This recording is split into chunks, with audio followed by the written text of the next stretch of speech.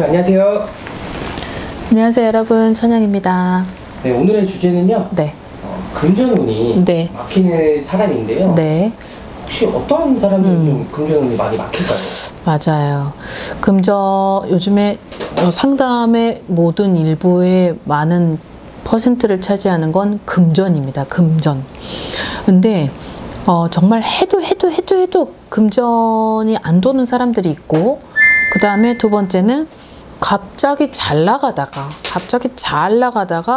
뭐 정말 해괴망측한 일을 당해서 금전이 싹둑 손재를 당하는 사람이 있고, 근데 정말 일상생활을 평범하게 살아가는 사람인데 갑자기 누군가한테 막 눈에 뭐가 씌인 것처럼 그렇게 되어서 뭐 부동산 물건이나 아니면 사기나 여러 가지 그런 것들을 손해를 보는, 금전에 있어서 딱 리스크가 들어온 그런 부류들이 좀 있는데, 금전은 곧 바다를 뜻해요.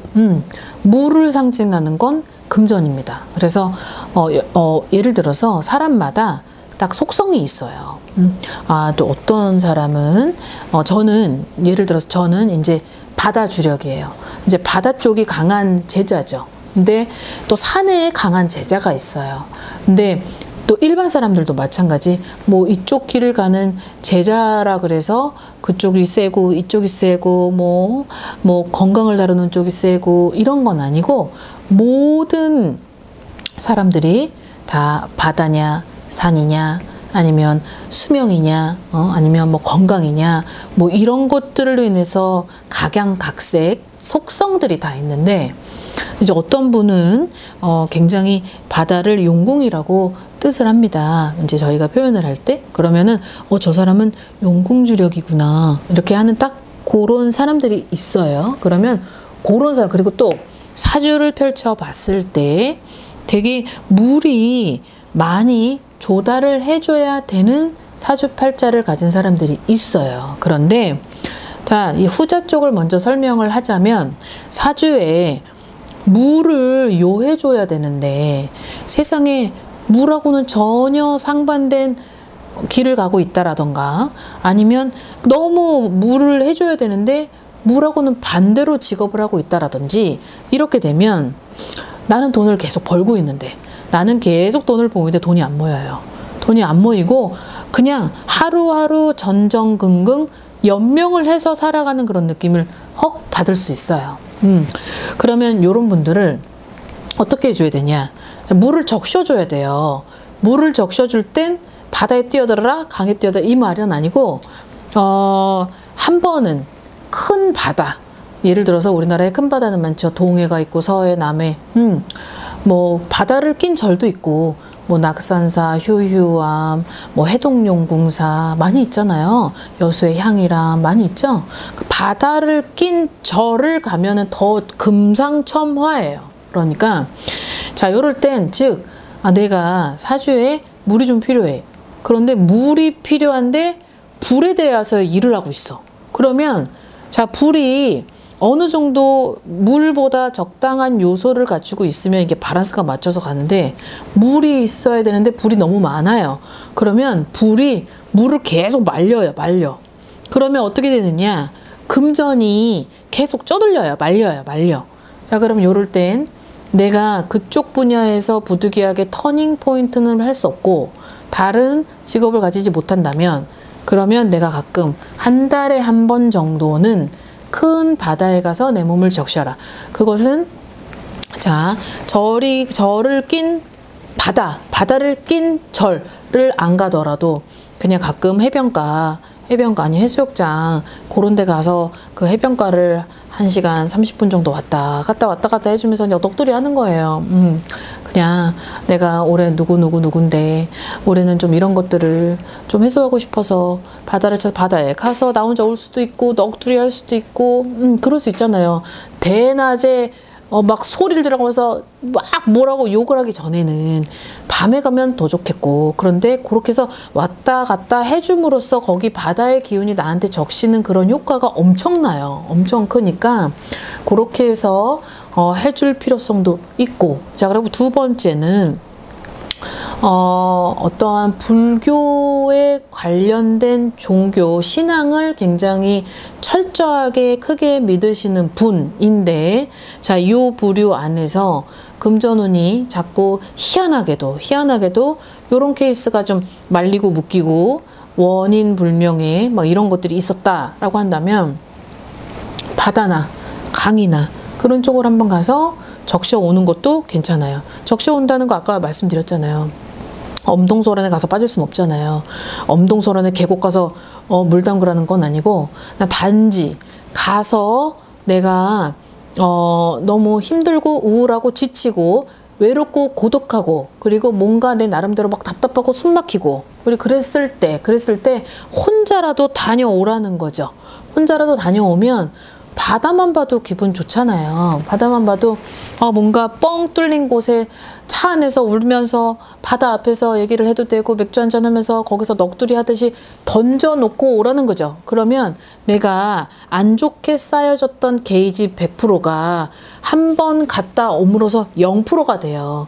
그럼 0%면은 다시 시작하면 되는 거잖아. 그럼 다시 시작을 할 때, 요때는 뭔가 다시 처음부터 시작이니까 뭔가가 새롭게 어떤 변화가 들어오는 것 같고 소식이 들어오는 것 같고 여러 가지 이 느낌을 받을 수 있어요. 뭔가 맑은 정신의 나를 발견할 수 있다는 거죠. 그러면 이 부분에서는 자, 어떤 금전이 굉장히 좀 급하게 이루어져야 되는 사람, 아니면 뭔가가 내가 항상 늘 어떤 내 사주가 평범하진 않은 것 같고 뭔가 외롭고 사람들을 많이 상대해야 되는데 지치고, 그리고 누군가랑 같이 살고 있는데도 동반자가 있는데도 불구하고 숨 막히고 뭔가 반려자가 있는데도 막 괴롭고, 이러면 한 번씩은 다녀와 주셔야 돼요.